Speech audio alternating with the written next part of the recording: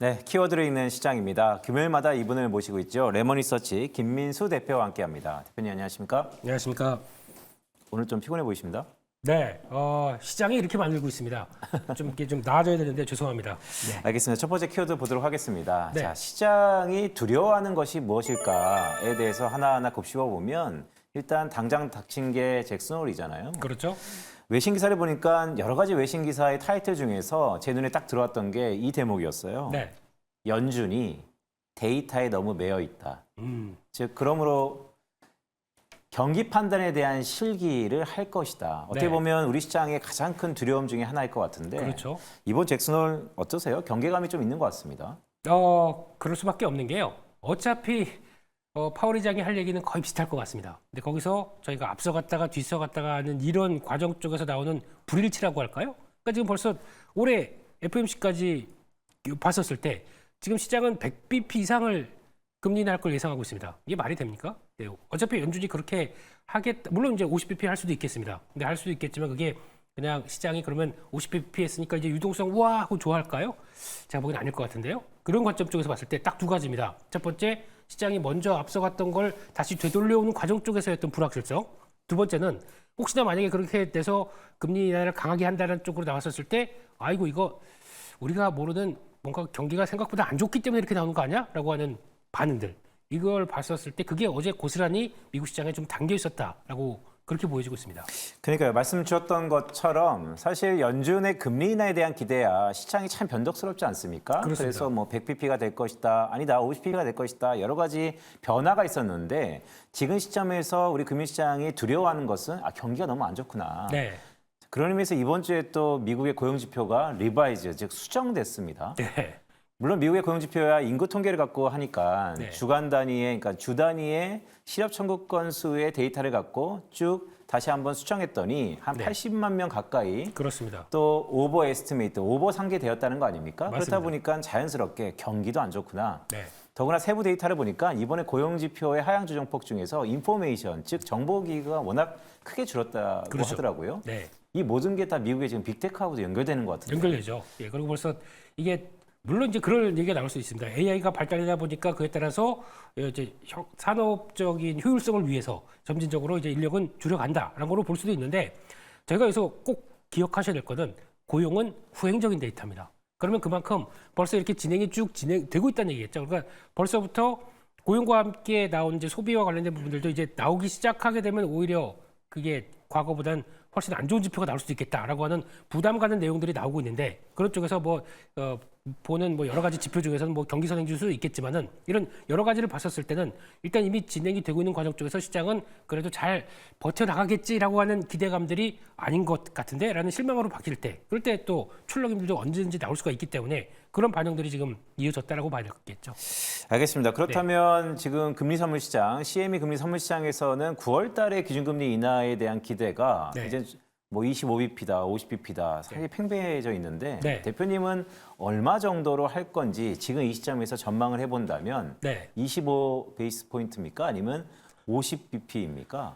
솔직히 FOMC 의사록 쪽에서 대부분 이제 공감을 했거든요. 예, 위원들끼리도 이제 공감을 했던 내용인데 그때 했어야 됐습니다. 약간 시장에서 약간 깜짝 던질 정도로 그렇게 하고 약간 좀 출렁임 나오고 지금부터 이제 꾸준한 이제 금리 인하 시그널을 보여주기 시작하면서 유동성이 공급되는 이런 과정 쪽으로 나갔으면 아마 기대감이 좀 더 높을 텐데 제가 보기엔 좀 지연됐습니다. 그렇기 때문에 그러면 늦어졌기 때문에 지금이라도 50bp 이거는 우리 시장에 더 충격을 줄 수 있다고 생각되고 있고요. 그냥 25bp씩 살살 이렇게 내려가는 게 가장 무난한 그리고 연준이 할 수 있는 가장 최선의 선택이 아닌가 생각됩니다. 그만큼 시장은 불확실성 던져주는 걸 싫어합니다. 그런 쪽에서 봤었을 때는 그 정도로 가는 게 마음이 편할 것 같습니다. 알겠습니다. 연준이 올해 하반기에 이제 9월 달, 또 11월 달, 12월 달 세 차례 남겨있기 때문에 김민수 대표의 전망대로라면 베이비 스텝, 즉 25 베이스 포인트씩 컷한다면 총 75 베이스 그 정도가, 포인트니까 예. 지금 시장 기대가 100bp거든요. 그건 좀 과하다고 생각합니다. 약간의 되돌림이 있겠군요. 예. 알겠습니다. 자, 네. 두 번째 키워드 보도록 하겠습니다. 자, 시계를 일본으로 돌려볼까요? 사실 일본은요, 저 개인적으로 다음 주 27일 날 자민당의 총선이 있으니까 예. 다음 주 27일 날 이후에는 좀 잔잠해질 것 같은데. 예, 좋은 투자 아이디어입니다. 그렇죠. 예. 근데 네. 문제는 월요일, 화요일이 가장 문제예요. 네. 자, 연준의 독립성도 요즘에는 아이러니컬하게 문제지만 BOJ는 독립성보다는 자민당에 속해 있는 상당히 폴리스 공조에 맞습니다. 보조를 맞추는 기관인데 네. 인플레이션에 대해서 조금 난색을 표하는 것 같습니다. 어쨌든 금융시장에서는 좀 부정적일 것 같은데. 예. 그래서 지금 나오는 변화를 모두 봤을 때 솔직히 이번에 우에다 총재가 할 수 있는 얘기는 딱 하나밖에 없어요. 그냥 지난번에 좀 약간 반성 모드로. 그래서 오늘도 나왔던 얘기가 거의 그거 같습니다. 그냥 시장과의 소통하겠다라는 정도로 그냥 애써 두리뭉실하게 넘어가는 분위기라고 보여야 될 것 같은데 톤은 이제 완화됐다고 봐야 되겠죠. 근데 그런 쪽에서 다음 걸 볼 수밖에 없죠.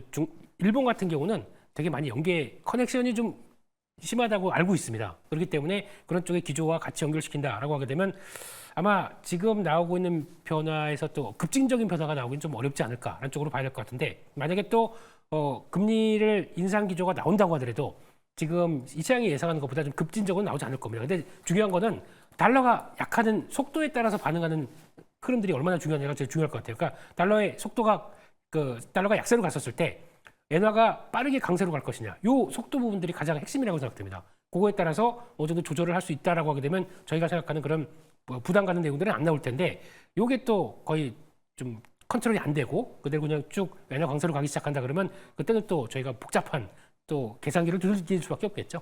네. 알겠습니다. 뭐 흔히 속담에 뭐 자라보고 놀란 가슴, 소뚜껑 보고 놀란다라는 것처럼 네. 최근에 엔캐리 트레이드의 리와인딩 때문에 이 BOJ에 좀 우리가 관심이 많아졌지. 요즘에 또 위안화까지도 얘기 나오고 있습니다. 맞습니다. 그러니까 뭐 원화도 그렇고요. 상당 부분 이제 콜레이션이 좀 강해졌다는 생각이 듭니다. 네. 자, 미국 얘기 좀 해볼까요? 네. 심상치 않습니다, M7이. 그렇습니다. 어제 같은 경우 별 얘기 없었거든요. 없었는데 그냥 한 번에 우르르 무너지는 게 또 이제 그런 것도 있겠죠. 또 갑자기 지금까지는 한 2주일 동안 그래도 미국의 대선 쪽도 같이 영향을 끼쳤다고 봐야 할 것 같습니다. 특히 해리스 부통령의 선전이 나오다 보니까 그에 따라서 그래도 약간 좀 우호적인 분위기가 아닐까 빅테크 쪽에서는 그러다가 또 이제 트럼프 이제 후보가 다시 이제 승기를 잡기 시작한다라고 하게 되면 그거죠.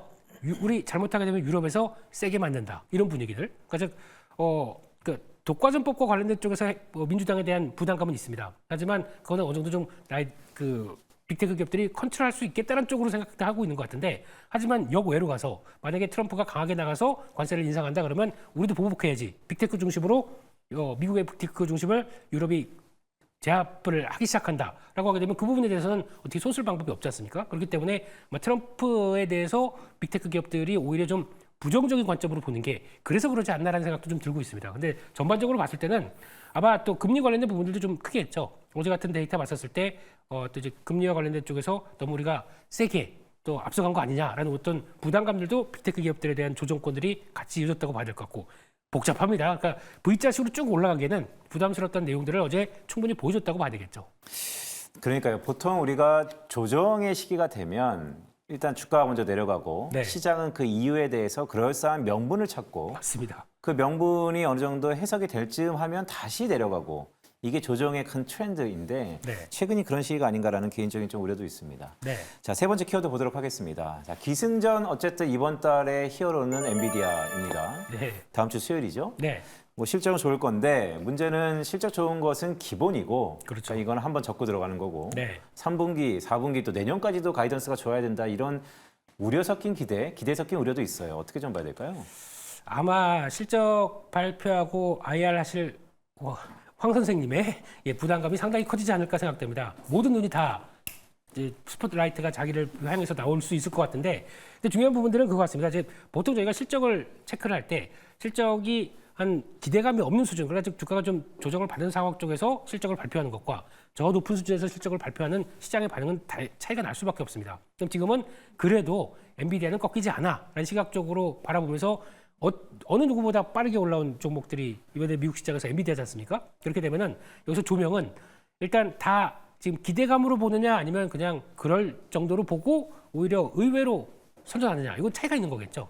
근데 지금은 제가 느끼기에는 기대감이 좀 더 크다고 생각됩니다. 그래서 오히려 지금 같은 분위기에는 엔비디아를 통해서 뭔가 확장된 모습들로 기대를 하기보다는 약간이라도 좀 미스된 얘기가 나온다 그러면 출렁임이 나올 수 있는 부분들이 아닐까라는 쪽에 대해서 이제 무게를 둬야 될 것 같고요. 거기다 지금 시장에서 많이 하는 얘기는 뭐 이번 실적은 뭐 당연히 좋을 거고 거기다가 블랙웰 시리즈와 함께 나올 수 있는 그 변화, 그리고 내년까지 실적까지 가이던스를 얘기한다 그러면 루빈 얘기가 또 나올 수밖에 없습니다. 그러니까 다음 거, 다다음 거 이런 식으로 계속 몰대가 땡겨 오려고 할 것 같은데 거기서 약간 더 좀 완화된 톤이 나온다. 그러면 시장이 과연 또 기대감을 좀 접는 모습들이 나오겠죠. 그래서 지금 주가상의 위치로 보게 되면 실적이 아주 서프라이즈하게 나오지 않는 이상은 약간 좀 경계를 할 필요도 있지 않나 이런 생각도 좀 하고 있습니다.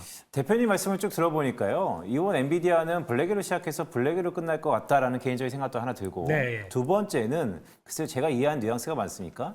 이번 엔비디아 실적은 주가 측면에서는 조금은 부정적일 것이다. 제가 이렇게 받아들였는데 맞습니까? 그걸 염두하고 보시는 게 맞을 것 같습니다. 그래야 좀 대응하는 게 좀 편할 것 같아요. 특히 시장 자체적으로도 엔비디아만 보면서 움직이는 섹터들이 상당히 많았었는데 지금 보면은 다 못 따라갑니다. 엔비디아만 강해요. 그 나머지도 그러면 예전과 같은 탄력들을 같이 못 보여준다라고 하게 되면 그것도 전략적인 대응 쪽에서 그냥 무조건 좋을 거야. 그래서 2등주, 3등주 매수가 아니라 오히려 이게 흔들리게 됐을 때 2등주, 3등주에 대한 부담감도 같이 감안하고 보는 게 더 맞겠다. 아래 쪽에선 약간 완화된 시각으로 보시는 게 더 좋겠다. 이렇게 생각하고 있습니다. 알겠습니다. 그럼 시계를 또 이제 국내로 한번 돌려볼까요? 자, 엔비디아의 다음 주에 실적 발표에 대한 주가 측면에서의 기대가 그렇게 크지 않다면 네. 자, 우리 국내 시장은 좀 문제인 것 같습니다. 왜냐하면 실적이 다 좋았거든요. 네. 화장품도 그렇고 전력 설비도 그렇고. 근데 최근에 특히 이번 주에 보면 테마만 무성하고 네. 소외되었던 2차 전지의 바닥 다지기만 있고 네. 그렇다면 투자자 분들께서는 참 고민이 많을 것 같아요. 왜냐하면 다음 주에 엔비디아만 바라보고 있었는데 네. 그게 생각보다 기대에 터치를 못한다면 네. 그러면 지금 계속해서 실적이 좋아도 하락세가 되어 있는 특히 뭐 화장품이라든지 전력설비 이 수많은 종목들을 가지고 가야 되는 것인가 아니면 정말 마음이 아프지만 한번 리셋하고 9월 달에 금리 인하를 봐야 되는 것인가 절대절명의 가장 큰 분수령일 것 같은데요. 네, 다음 주로 가게 되면 8월 말이고, 그 다음 조금 기다리면 이제 고용보고서 나오고, 그 다음에 FOMC, 그리고 또 저희 추석, 이렇게 되는 과정입니다. 별로 한국 증시에서 우호적이지가 않습니다. 그렇기 때문에 만약에 무게를 둔다 그러면 저는 리셋 쪽에 무게를 둘 것 같고요. 그런 쪽에서 본다 그러면 차라리 그러면 2차 전지 못 가고 반도체 좀 쉰다 그러면 항상 뛰어오르는 쪽이 바이오입니다. 그렇기 때문에 차라리 기회 요인들을 찾는다 그러면 바이오 쪽으로 찾는 게 더 맞을 것 같고요. 그 밖에 또 그래도 밀려 내려가게 되면 화장품이나 전력기기 이런 쪽들은 숫자가 아직 그렇다고 꺾이는 게 아니기 때문에 밀리면 바로 반등은 할 것 같아요. 그렇기 때문에 그런 바텀 피싱 쪽에서는 섹터의 흐름 쪽에서는 가져가시는 게 맞을 것 같은데 대안을 찾는다 그러면 바이오 쪽이 가장 대안이 맞지 않나 생각되고 있습니다. 아, 눈높이를 계속해서 낮춰야 되는 시국이군요. 자, 그렇다면 글쎄 시간이 많이 됐지만 마지막 질문 드리겠습니다. 네. 자, 오늘 잘 들었습니다. 그런데 네. 이 모든 것들이 틀릴 가능성이 있다면 네. 어떤 게 있을까요? 리스크 팩터 요인을 말씀 주세요. 그러면 그냥 시장이 무시하고 그냥 유동성이 들어오는 게 너무 행복해. 그래서 막 달리는 거겠죠. 그러면 약간 좀 보수적인 입장으로 갔었을 때 저희가 그러면 시장이 그냥 세다. 그러면 이제 쫓아가는 입장으로 바뀔 겁니다. 그러면 과연 무엇을 쫓아가야겠느냐? 그건 또 얘기가 다른 문제겠죠. 근데 그런 식으로 나오게 되면은 아마 제가 보기에는 엔비디아 실적 잘 나오고 그게 긍정적으로 반영됐다라고 하게 되면 필라델피아 반도체 지수가 강하겠죠. 그러면 그때부터는 차라리 좀 다 있고 그냥 또 반도체로 돌아가는 게 맞겠다. 근데 그거는 지금 틀릴 가능성에 대비해서 예비 카드고요. 근데 그거를 좀 약간 아닐 것 가능성을 대비해서 지금 다른 카드를 선택하는 게 더 맞는 시간이기 때문에 거기서 이제 결정은 그 다음에 확인하고 보자는 쪽으로 봐야 되겠죠.